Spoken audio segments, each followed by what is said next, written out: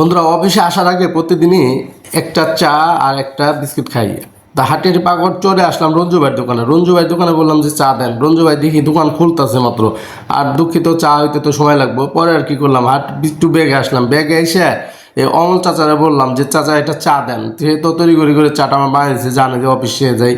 ঠিক আছে, তো চাটা দিল, বানাইতেছে। আর এই ফাঁকে তাকাই দেখলাম কি এক পাগল সে কিন্তু নিজে বাতাস করতেছে, আর ওইখানে ঘুমাই থাকে সে।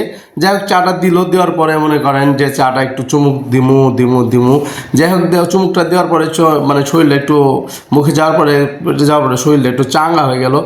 যাই হোক, চাটা তো শেষ করতে হইব। আর চাটা শেষ করার পরেই আমি বেরোলাম এখান থেকে। দেখি সোনার চান আইছে, দোকান খুলবে লাগছে। আর একটু আগে খুললে ভালো হতো না, আজকে ঘুমটা মনে হয় সেই রকম হয়েছে।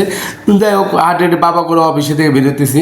আর চিন্তা ভাবনা করতেছি যে কয়েকদিন তো মানুষ দেখা যায় না, খুব কম ছিল, একজন দুইজন। কিন্তু আজকে তো দেখা যায় অটোর পরিমাণটা একটু বেশি, আর লোকজনও বেশি। কারণ হলো ঈদের ছুটিতে বাড়ি গেছিলো, আর এরা বাড়ি থেকে চলে আসতেছে।